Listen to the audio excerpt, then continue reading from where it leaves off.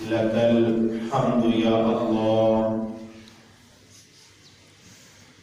والصلاة والسلام عليك يا سيدي يا رسول الله إن الحمد والنعمة لك يا الله والصلاة والسلام عليك يا سيدي يا نبي الله وقال الله تبارك وتعالى إنا لله وإنا إليه راجعون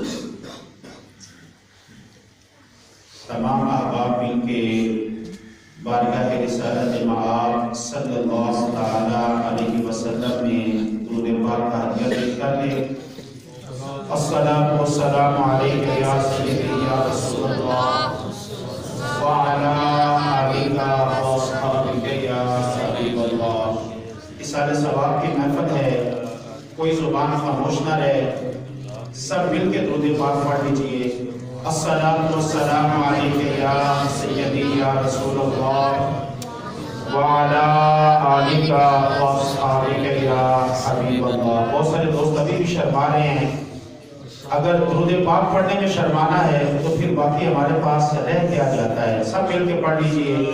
الصلاۃ والسلام علیک یا سیدی یا رسول اللہ وعلی آلک واصحابک یا حبیب اللہ۔ حضرات سید کرام، آج کی یہ ہماری بابرکت محفل پاک اصالہ ثواب کی محفل پاک ہے۔ اللہ سبحانہ و تعالی مرحومہ کی قابل بخشش و مغفرت فرمائے اور اللہ پاک ان کے درجات کو بلند فرمائے۔ بہت ساری سعادت والی باتیں ہوتی ہیں، مائی صاحبہ اس لحاظ سے بڑی خوش نصیب ہیں کہ کم از کم میرے علم کے مطابق یہاں پہ 14-15 حافظ قرآن ان کے اصالہ ثواب کے لیے بیٹھے ہوئے ہیں، اور کم از کم 5 سے 6 مستند عالم دین بیٹھے ہوئے ہیں۔ یا جب اتنے لوگ اللہ کی بارگاہ میں ہاتھ بلند کر کے اس کے حضور میں عرض کرتے ہیں تو پھر اس پروردگار کی کیسی رحمتوں کی بارش ہوتی ہے، اور کیسا اس کا کرم ہوتا ہے اور کیسا اس کا فضل ہوتا ہے۔ یہ کوئی معمولی بات نہیں ہے، یہ چیزیں اس وقت تک نہیں آتی جب تک کہ یہاں سے تار مدینے والے سے جڑ نہیں جاتی۔ جب یہ کنیکشن مضبوط ہوتا ہے نا تو رحمتیں پھر تب برستی ہیں۔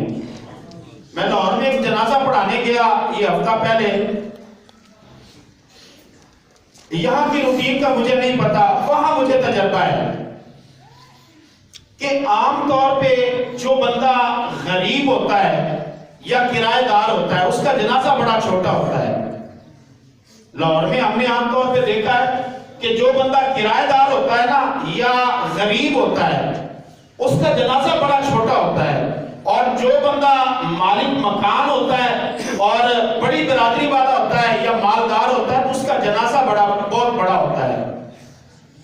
میں جنازہ پڑھانے گیا، بندہ غریب تھا، آپ یقین کیجئے مسجد میں کھڑا ہوں، عصر کی نماز کے بعد جنازہ پڑھانے کے لیے کھڑا ہوا تو ایسے نگاہ پڑی، لوگ ہی لوگ آ رہے تھے، لوگ ہی لوگ اکٹھے ہو رہے تھے، اور میں نے دیکھا کہ کم از کم 15 سے 20 مساجد کے علماء نماز جنازہ میں شامل تھے، اور 4 سے 5 سید زادے شامل تھے۔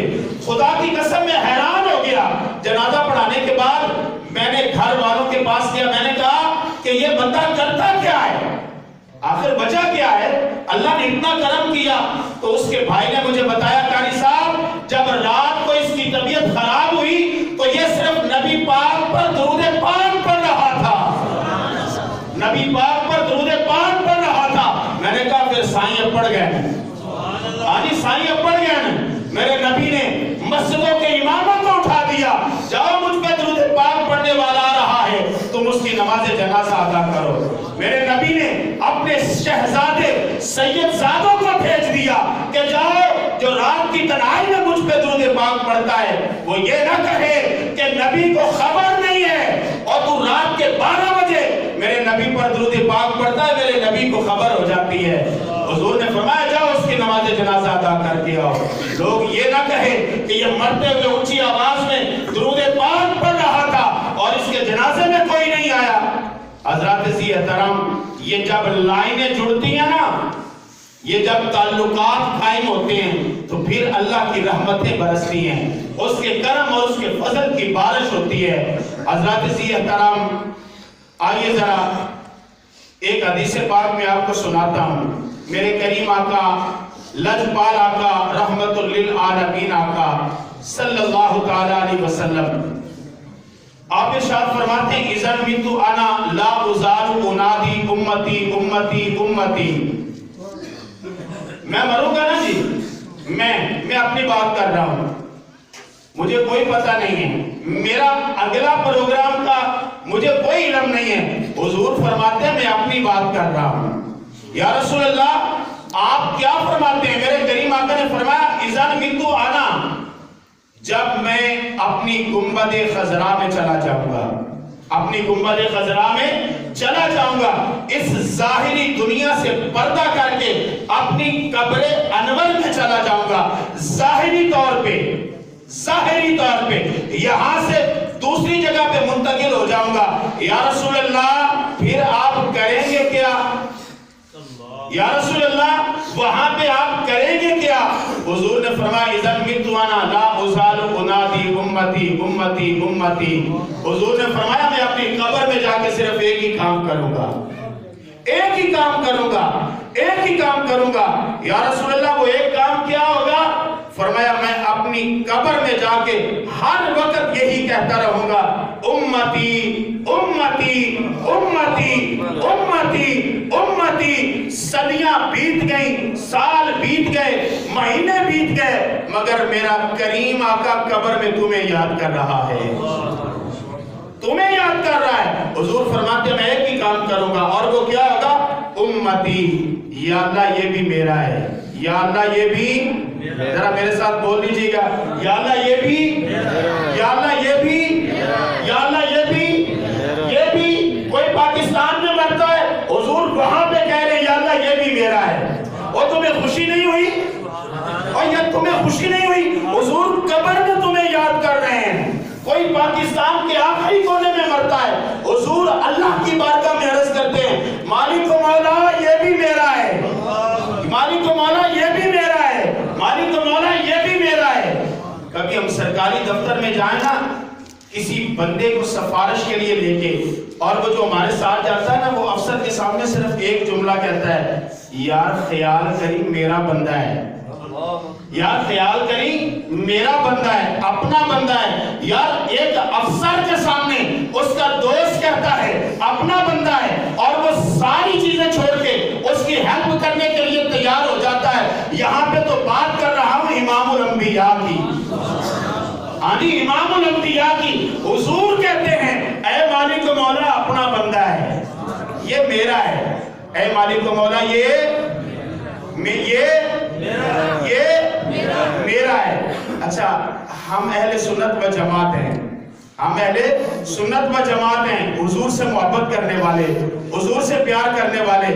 ہم نے جب سے ہمارے علماء نے یہ حدیث پڑھی اور سنی، کبھی گھروں میں، کبھی بازاروں میں، کبھی گلیوں میں، کبھی مسجد میں، کبھی کہاں کبھی کہاں کبھی کہاں، کبھی خوشی کے موقع پہ، کبھی غمی کے موقع پہ، ہر جگہ پہ حضور کی محفل سجا کے ہم کہتے ہیں یا رسول اللہ اگر قبر میں آپ ہمیں یاد کر رہے ہیں تو ہم گلیوں میں، بازاروں میں، محلوں میں، نگر نگر، گلی گلی ہم یہ اعلان کرتے ہیں یا رسول اللہ ہم تیرے ہیں، یا رسول اللہ، یا رسول اللہ، یار ذرا مل کے کہیے گا، یا رسول اللہ، یا رسول اللہ، یا رسول، میں آپ کے عقیدے کا اظہار کر رہا ہوں، میں کہوں گا ہم تیرے ہیں، آپ نے کہنا ہے یا رسول اللہ، ہم تیرے ہیں، ہم تیرے ہیں، یا رسول اللہ، ہم تیرے ہیں، ہم تیرے ہیں۔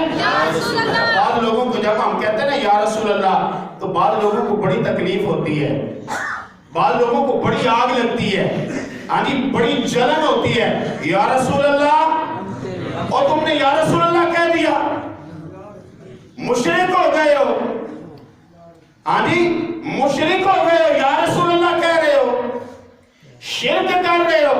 میں نے کہا تیری بڑی رشتہ داری ہے مشرکوں کے ساتھ، ہاں جی تجھے بڑا پتہ ہے مشرکوں کا، ہمیں تو ایک ہی علم ہے کہ جب میرے نبی نے اعلان نبوت کیا تو دو جماعتیں بن گئی، ایک جماعت میرے محمد کی تھی، ایک جماعت ابو جہل کی تھی، ایک جماعت میرے لجپال کی تھی، ایک جماعت ابو لہب کی تھی۔ میرے محمد کی جماعت والوں نے، ابو بکر صدیق نے، عمر فاروق نے، عثمان غنی، علی المرتضیٰ، جب بھی پکارا یا رسول اللہ پکارا ہے، جب بھی پکارا، جب بھی پکارا، جب بھی پکارا یا رسول اللہ پکارا۔ کبھی ابو جہل نے بھی یا رسول اللہ کہا ہے؟ کیوں جی؟ کبھی ابو لہب نے، ولید بن مغیرہ نے، مکہ کے مشرک نے، اچھا میں دور کی باتیں نہیں کرتا، ہندوستان کے کسی مشرک نے یا رسول اللہ کہا ہے کبھی؟ جب بھی کہا ہے اہل ایمان نے کہا ہے، جب بھی کہا ہے اہل ایمان نے کہا ہے، تو ہم یہی کہتے ہیں ہم تیرے ہیں یا رسول اللہ، ہم تیرے ہیں یا رسول اللہ۔ اور جب یہ لفظوں کا تسلسل چلتا ہے تو پھر میرا رب کیسے پیچھے رہ سکتا ہے؟ ہاں جی قبر گنبد خضرا سے آواز آتی ہے، اے اللہ یہ میرے ہیں، اے اللہ یہ میرے ہیں۔ ہم کہتے ہیں محفل سجا کے گھروں میں یا رسول اللہ ہم تیرے ہیں، پھر عرش سے آواز آتی ہے، اے میرے رسول جتنے تیرے ہو گئے وہ سارے کے سارے ہمارے ہو گئے، جتنے تیرے ہو گئے وہ سارے کے سارے ہمارے ہو گئے۔ ہاں جی جتنے حضور کے ہو گئے وہ سارے کس کے ہو گئے؟ اللہ کے ہو گئے، سارے اللہ کے ہو گئے۔ بڑا خوبصورت دن ہوگا قیامت کا، حضور فرماتے ہیں میں کھڑا ہوں گا، الکرامت والمفاتیح یومئذ بیدی، یوں میرے نبی نے ہاتھ بلند کیا، یوں ہاتھ بلند کیا، حضور فرماتے ہیں میں قیامت کے دن حشر کے میدان میں کھڑا ہوں گا، جناب آدم بھی ہوں گے، جناب موسیٰ بھی ہوں گے، جناب عیسیٰ بھی ہوں گے، جناب اسماعیل بھی ہوں گے، جناب نوح بھی ہوں گے۔ حضور فرماتے ہیں یوں کر کے ہاتھ بلند کیا، الکرامت والمفاتیح یومئذ بیدی، اے میرے امتیوں خوش ہو جاؤ، قیامت کے دن عزت بھی تمہارے نبی کے ہاتھ میں ہوگی اور جنت کی چابیاں بھی میرے ہاتھ میں ہوگی۔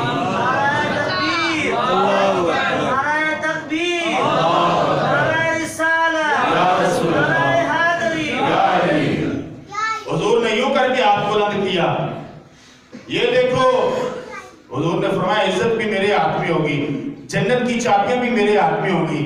یا اللہ تو نے جنت بھی حضور کو عطا فرما دی، ہاں جی جنت بھی حضور کو عطا فرما دی۔ اللہ پروردگار عالم بھی فرمائے گا اے میرے نبی تجھے بڑا دکھ رہتا تھا اپنی امت کا، کبھی سجدے میں، کبھی رکوع میں، کبھی دن، کبھی رات، کبھی صبح، کبھی شام، ہر وقت امت۔ اللہ فرمائے گا سوہنیا میری جنت تیری امت، چابیاں تیرے ہاتھ چن آپ ہی بڑھتا جا، آپ ہی بڑھتا جا، آپ ہی بڑھتا جا، جنو تیرا دل چاہتا ہے جنت عطا فرماتا جا۔ حضرات سی احترام بس آخری دو حدیثیں سماعت فرما لے۔ حضور نے فرمایا الجنت تحت اقدام الامہات، جی بسم اللہ، حضور نے فرمایا الجنت تحت اقدام الامہات، جنت ماں کے قدموں کے نیچے ہے۔ جنت کہاں پہ ہے؟ ماں کے قدموں کے نیچے ہے۔ الجنت تحت اقدام الامہات۔ بس بات آپ کو یہ سمجھانی ہے، کبھی لڑائی ہو جائے نا، صلح نہ ہو رہی ہو، تو ہم اپنے سر کی پگڑی جو ہوتی ہے اتار کے دوسرے کے پاؤں میں رکھ دیتے ہیں۔ مطلب کیا ہوتا ہے؟ اب تیری شان بڑھ گئی ہے، میری شان کم ہو گئی ہے۔ حضور نے فرمایا الجنت تحت اقدام الامہات، کسی غلط فہمی میں نہ رہنا، جنت جتنی بھی قیمتی ہو جائے تیری ماں کے قدموں سے زیادہ قیمتی نہیں ہے، تیری ماں کے قدموں سے زیادہ قیمتی نہیں ہے۔ اور میرے کریم آقا کی عمر تھی 6 سال۔ کتنی عمر تھی؟ کتنی عمر تھی؟ 6 سال۔ انگلی پکڑ کے چلنے والی عمر ہوتی ہے، انگلی پکڑ کے، ہاں جی انگلی پکڑ کے۔ حضور اپنی اماں کی انگلی پکڑ کے طائف سے مدینہ مکہ کی طرف آ رہے تھے، تو راستے میں ایک جگہ آتی ہے آبابا، وہاں پہ حضور کی اماں کی طبیعت خراب ہو گئی، ہاں جی حضور کی والدہ کی طبیعت خراب ہو گئی۔ یہ منظر جب ہم کتابوں میں پڑھتے ہیں نا تو خدا کی قسم یہ علماء بیٹھے ہوئے پڑھا ہی نہیں جاتا، کیسا عجیب منظر ہے۔ حضور ابھی دنیا میں آئے نہیں ہیں، باپ کا سایہ کوئی نہیں، ماں کی انگلی پکڑ کے چلنے لگے، ماں کی طبیعت خراب ہو گئی۔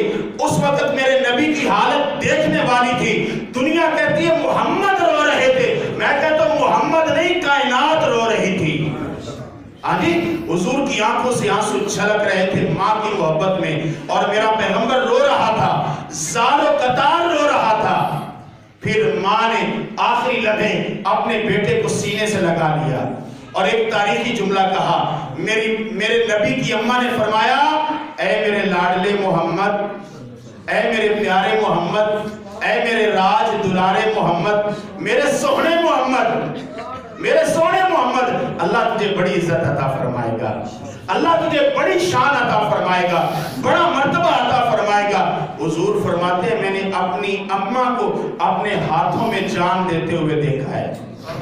وہ کیفیت کیسی عجیب تھی کہ جب کوئی سنبھالنے والا نہیں تھا، پاس کوئی نہیں تھا، ساتھ کوئی نہیں تھا، اور یہ پھر اماں کی محبت۔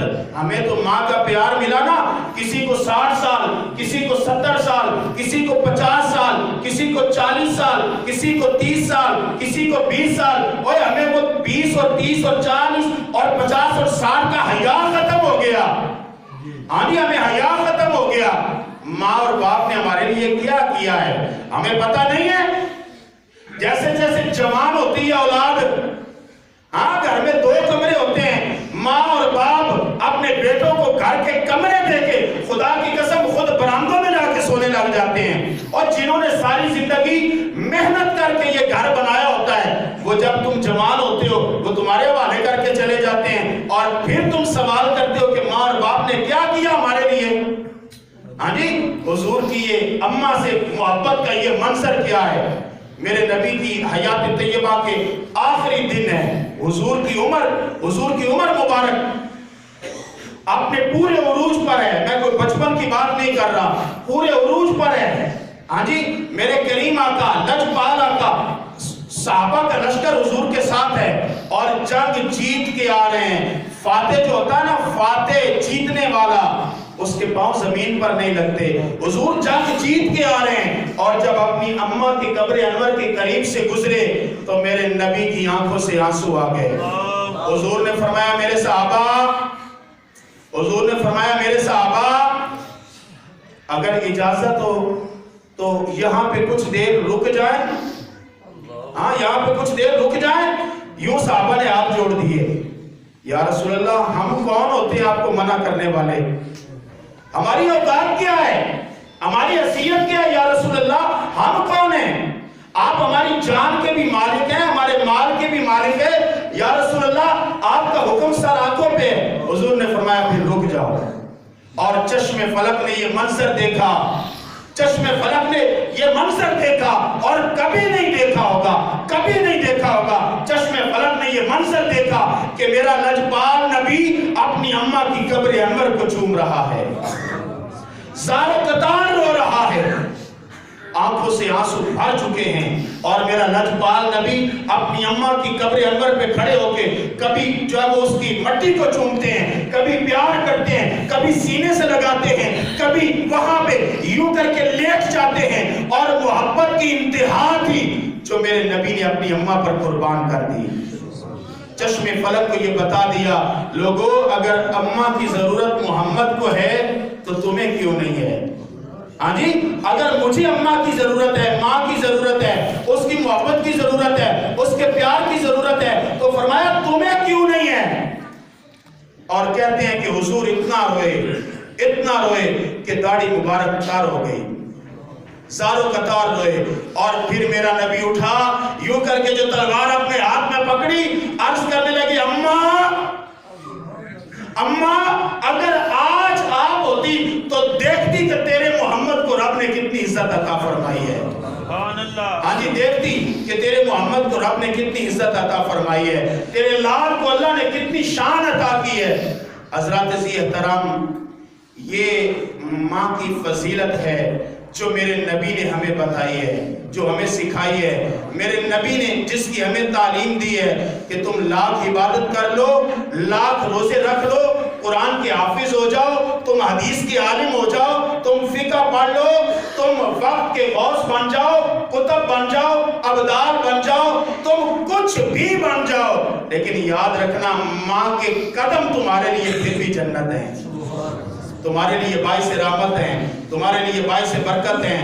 حضرات ذی احترام، یہ چیزیں ہمیں کون سکھائے گا؟ دین کے علاوہ ہمیں کوئی نہیں سکھاتا.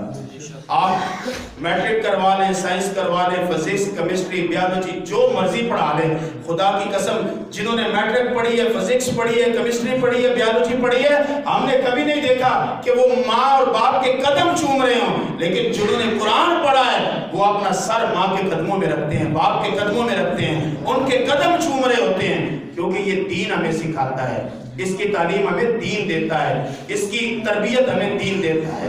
اللہ سبحانہ و تعالی ہماری مامی جان کی بخشش و مغفرت فرمائے، اللہ پاک ان کے درجات کو بلند فرمائے، جنت الفردوس، جنت البقیع میں اعلیٰ مقام عطا فرمائے. علماء تشریف فرما ہیں، حضور نے فرمایا حادثاتی موت جو ہے یہ شہادت کی موت ہوتی ہے. حادثاتی موت جو ہے یہ شہادت کی موت ہوتی ہے. شہید کا مطلب کیا ہوتا ہے؟ کہ جس کے دنیا میں رب سارے گناہ معاف کر دیتا ہے، جس کے رب سارے گناہ معاف کر دیتا ہے، کوئی گناہ نہیں ہوتا، اللہ اس کو یہ عزت عطا فرماتا ہے. اللہ پاک مرحومہ کی بخشش و مغفرت فرمائے اور اس کے درجات کو بلند فرمائے. وما علینا الا البلاغ.